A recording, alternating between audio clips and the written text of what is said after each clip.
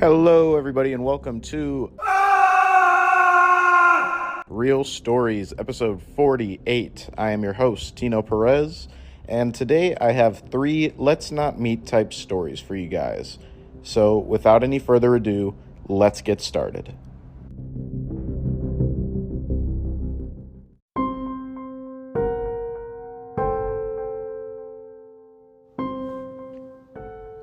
This happened a few years ago, right before the pandemic hit. In fact, I know the exact date because it spooked me to my core. It was February 18th, 2020.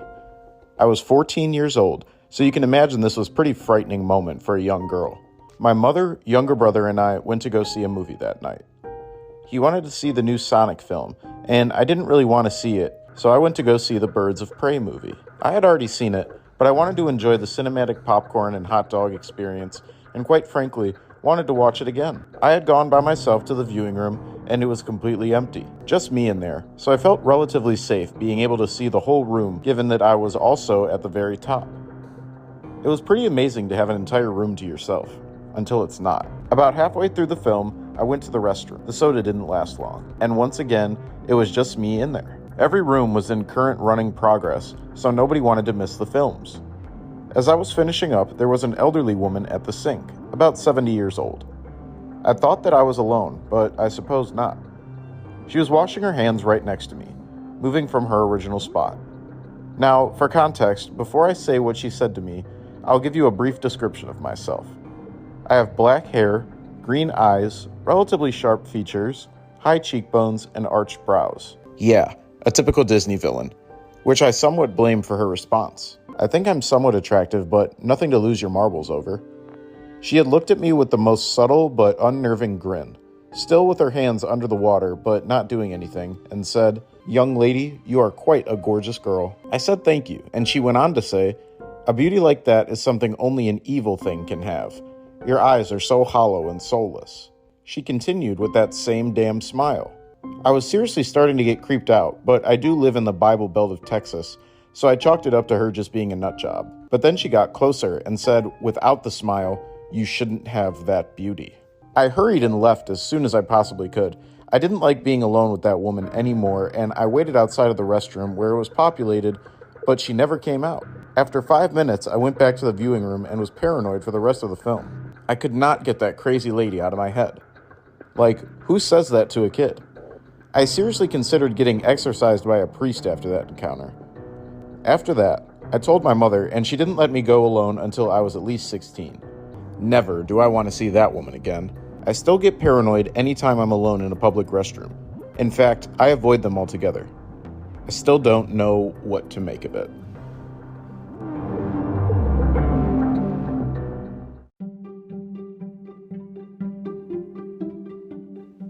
Yikes, guys, that last one was really creepy. And if you know me, you know that I've had some weird experiences with older ladies, so that definitely hit a little close to home. But, so the name of the story is actually called Old Woman at the Cinema Thought I Was a Demon, which is interesting because that's not even what I got from it. I was over here thinking that like this old lady is like a witch or a demon. So our author in this story is at the movies with their family, and their little brother wants to go see the new Sonic movie. This is in 2020. So I never actually saw that Sonic movie, either of them. I need to watch that. But so our author, instead of watching Sonic, wants to go see the Harley Quinn movie, Birds of Prey, which is pretty good. So I'm not mad at him for that. And when they go off and see the movie, they're by themselves in the theater, which is nice because you don't have to worry about like people talking or being loud or whatever. But also, it's kind of weird. And you really only get that if you're watching a bad movie or if you're at the theater at like a weird time where there's not a lot of people at the viewing. But when she's watching the movie, she has to go to the bathroom. And when she goes to the restroom, it's the same scene as the movie theater where it's pretty dead. However, seemingly out of nowhere, while she's washing her hands, this old woman appears. And the old lady starts off by, trying to be, I guess, nice. And she's like, "Young lady, you are quite a gorgeous girl." Which, from another lady is a nice compliment. But then she says, "A beauty like that is only something an evil thing can have. your eyes are just hollow and soulless. Like, damn, like that's that's what I'm giving off? Like, giving hollow and soulless? That's crazy. But also, she then says, you shouldn't have that beauty. Like, what are you saying? What are you talking about? What is she supposed to do about that? This sounds like a classic Disney villain where she's about to just like give her an apple or something and steal her youth and her looks. Very strange story, but it's really weird because I don't even know like how I would react. Like, I'm probably just like, I don't know, cuss this lady out and leave the bathroom. But it's just a weird situation to find yourself in. Because like, what does that mean? Because our author does say that, she has black hair and sharp features, high cheekbones, arched brows. So they have like a conventionally aesthetically pleasing look. So I don't know why they automatically hop to like them being a demon because of that. Very weird. Watch out for those old ladies, because they're trouble.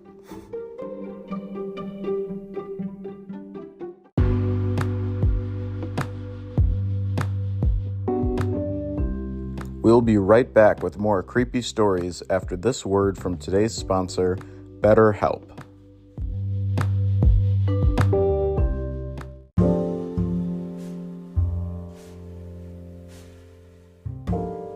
Hey guys, Mental Health Awareness Month may be over, but that doesn't make the problem less important. So if you're feeling stressed, depressed, anxious, or overwhelmed, you're not alone. And today's sponsor, BetterHelp, is here to help you. BetterHelp offers licensed therapists who are trained to listen and help you. You can talk to your therapist in an online environment at your convenience. There is a broad range of expertise in BetterHelp's network of 20,000 therapists that give you access to help that may not be available in your area. You just fill out a questionnaire to help assess your specific needs, and then you can get matched with your own therapist in as little as 48 hours. You can then schedule video and phone sessions, plus you can exchange unlimited messages with your therapist. You can also request a new therapist at any time for no additional charge. So join the 3 million plus people who have taken charge of their mental health with an experienced BetterHelp therapist. Get 10% off your first month at betterhelp.com/realstories. That's betterhelp.com/realstories. All one word. There's no time like the present to take care of your mental health. So do it today with BetterHelp.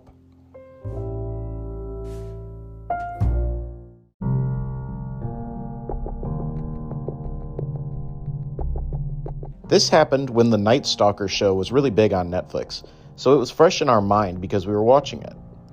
Earlier in the day, I was in my room with my dogs and my roommate when we thought we heard the door open. We didn't think much of it until my roommate left the room a few minutes later and started screaming, and I heard the dog that followed her going nuts as well. The front door was wide open, and somebody saw her and fled. They had been in our house and presumably heard us in the room chatting while doing who knows what. Luckily, the dog ran the person off. We were really startled, but we figured that it was over and started locking the door and just thought that that was that. Later that night, as we were watching the last episode of the Night Stalker show, we heard the doorknob jiggle. It's like 2 a.m., so we paused and looked at the door, kind of shook and confused. When it registered what was happening, my roommate started to yell to them to go away and that the police were coming. My dumb self isn't too fond of calling the police, so I hesitated, but then they started banging something against the door to try and break it down. I grabbed my roommate, the dogs, and my partner, and we all rushed into another room to put more doors between us and them while the police were on their way. I also had to stop my partner from trying to go out there with a sword because we didn't know what this person might have or be trying to do. Luckily, he couldn't break down the door before the police arrived, and he fled.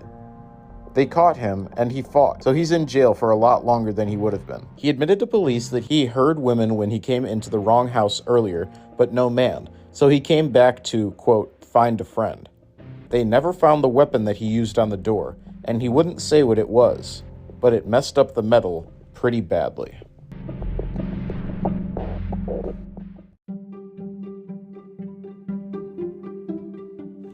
Oh boy, that is just a creepy scenario. So in this story, our author is watching a show about the Night Stalker. And if you guys aren't hip to that show, it's really interesting. It's like a true crime docu-series on Richard Ramirez, who was the Night Stalker. So he was a serial killer who was in California, kind of in the Golden State, Yay area. And he killed a decent amount of people before he was finally caught. And his trial was crazy because he was like drawing pentagrams on his hand and claiming to be in tune with Satan and all this fake tough stuff. But he was a prolific serial killer and he's very well known. And the docuseries is really good, so definitely check that out. But on this day, they're watching that show and they hear somebody in the house. And their roommate goes to check it out, and the front door was wide open, and somebody saw her and fled. So that's already a crazy scenario, because what are the odds that you're watching something about a serial killer who famously broke in and killed people, and you have somebody who broke in while trying to watch that? Like, what are the odds of that? It's crazy. So then later that same night, they're watching the last episode of that show, and they hear the knob jiggle. And it's like 2 a.m. And mind you, the Night Stalker is called the Night Stalker, so he did most of his crimes at night. So this 2 a.m. door jiggling seems very on brand. So it's very creepy. When it registered what was happening, they all kind of ran into a different room and they called the police, which luckily they showed up before the guy was able to break in. But that is such a scary experience. And it's so weird that it happened while they're watching that show, because it almost seems like the two are connected, and it's easy to feel that way. Now, is there necessarily a connection? No, but the odds are very creepy.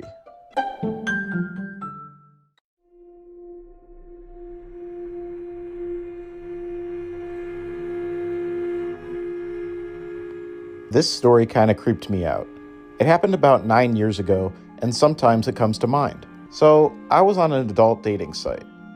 One of the fetish types. I know, don't judge me. I just was looking for some fun. Anyway, I was stupid and gave out more information than I should have.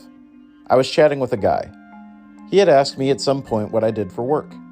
At the time, I was working at McDonald's, so I told him. He asked which one. I stupidly told him which one. We chatted off and on. We hadn't been chatting for too long. I also stupidly gave him my phone number at some point. He would talk about how he wanted to meet me on my break and have some fun on my break. I told him no thanks. I don't bring my lifestyle to my job. Anyway, so I checked my messages just before I was due to clock out of work. Luckily, I did. He mentioned that he was at my job and told me what he ordered. I think it was a Big Mac meal. I was like, okay, well, don't expect me to do anything with you. I'm not interested. He then got upset and wasn't accepting that I wasn't interested. I was also scared because I had sent him a face picture of myself, but I had never received one from him. I really wasn't too interested in him, so I decided I didn't need a face picture since I likely wasn't going to meet up with him. His interests weren't what I was looking for, and I have a hard time straight up saying that I'm not interested, and I normally just ghost whoever I'm not into. Now, luckily, I hadn't told him my work schedule, so he didn't know that I was about to clock out. So after I clocked out, I told one of my managers what was going on and that this guy who I had seen on a dating site just showed up to my work and I have no idea what he looks like, and that I was going to hang out in the back in the break room for a little bit. Luckily, she didn't judge me and was just like, oh, okay. So I waited about half an hour before I left. I didn't have a car at the time and I had to walk home, and I was afraid that he would see me and try and pick me up in his car. Luckily, no one followed me, so I was in the clear. So, creepy guy, let's never meet. I don't think he ever messaged me or I ended up blocking him or something. I don't know if this is really all that creepy, but it creeps me out that some random person just decided that he would show up to my job and expect me to want to meet up with him. So now I just give a vague response as to where I work.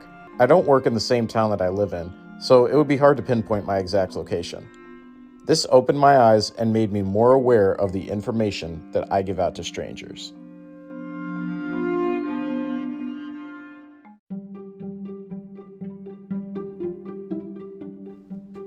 Oh man, that is not a good idea to just show up uninvited to a girl's work that you're talking to. So in this story, our author is on an adult dating site. It's a fetish site, so there's some interesting people on there. And our author ends up talking to a guy on there, and she sent them pictures of her face, so they knew what she looked like. But she wasn't that interested in him, so she didn't get face pictures of this guy from the dating site. So dating site guy shows up to her job at McDonald's. Luckily, she didn't tell him what her exact schedule was, so she was kind of able to chill out in the back and hide. But the fact that he thought that it would be okay to just pull up unannounced to her job when they just started talking is so weird and out of pocket. Like, even when you're talking to somebody and it's getting more intense, I didn't want to visit like girls at their jobs because it feels like you're overstepping. Like, there's a private part of their life that doesn't include you because you don't work there. So I don't know. It's just a weird story. And another tie-in personally, because I used to work at McDonald's. So I understand that, you know, they get some weird customers and there's a lot of interesting people that go in there.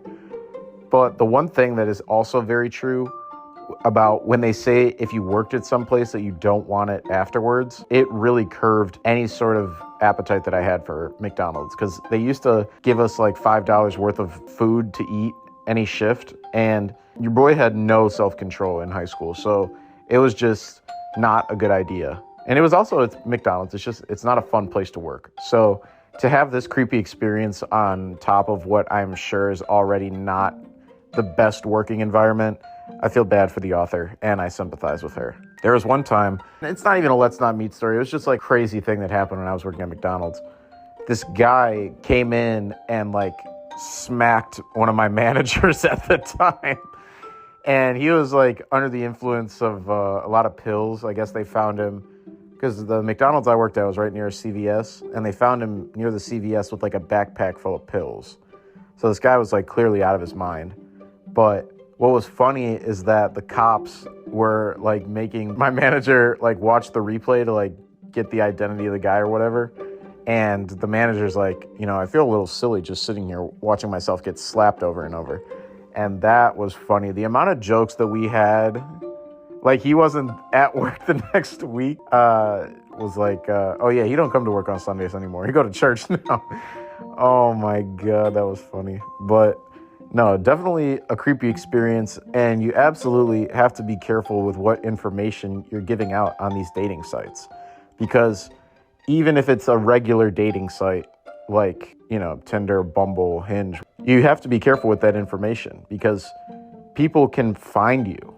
Like, your digital footprint is there, and some people know how to take advantage of that. So it doesn't have to just be like a kinky website that you're talking to people on where you need to watch what you're doing. You should watch what you're saying and doing and the information that you're giving out on like Instagram. So let alone a dating site. Like, just be cautious and, you know, when in doubt, block people. There's not much they can do once you block them and report them straight up. So whenever you're in a predicament where somebody's just weirding you out, just block them. And if they make another account and try and talk to you, block them too and report them. And I'm sure that they will start to leave you alone at some point. But yeah, what an interesting story. I'm glad that nothing crazy happened.